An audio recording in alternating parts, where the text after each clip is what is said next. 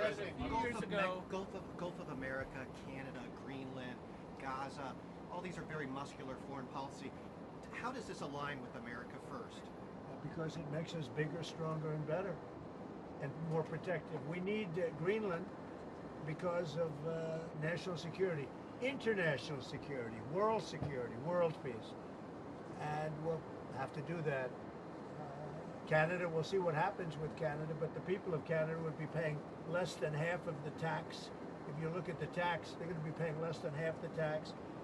You know, they don't pay very much for military, and the reason they don't pay much is they assume that we're going to protect them. That's not an assumption they can make, because why are we protecting another country? Now, I love the people of Canada. We have a great relationship. But if they became our 51st state, it would be the greatest thing they could ever do. It would be unbelievable. It would be a cherished state. And think of how beautiful that country would be without that artificial line running right through it. Somebody drew it many years ago with a ruler, just a line. You look at how beautiful that is, wow, it would be very exciting. But if you look at Canada, it would be cherished as a 51st state. They don't pay their share of military in NATO. They pay very little for military. They're not protected at all. And the reason is they think we're going to protect them.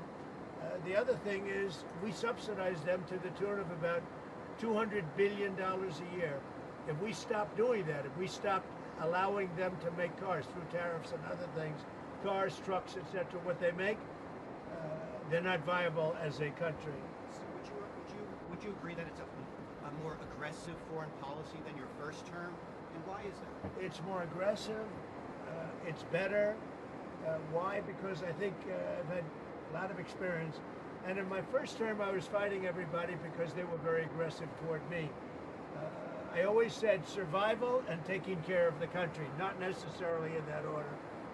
But I had to take care of the country, but I had a bunch of lunatics like Pelosi and all of these people. They fought me, and we won.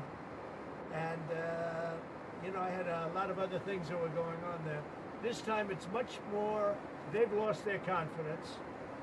I think they've lost the respect of the American people with, you know, men participating in women's sports, with open borders, with transgender for everybody, for all the things that they're doing is so bad. When you allow people to empty their jails into your country with prisoners, killers, their mental institutions and insane asylums into our country, this is what they're doing.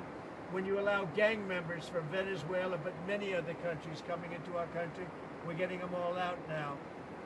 They've lost their credibility, but they've also lost their confidence. So I have more time to do what I want to do. So we're making our country larger. We're making our country stronger. And in the case of Canada, if this should happen, I don't know how they can do it without us, because without the U.S., Canada really doesn't have a country. They do almost all of their business with us.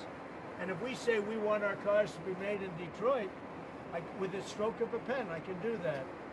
And other things in addition to that would not allow Canada to be a viable country.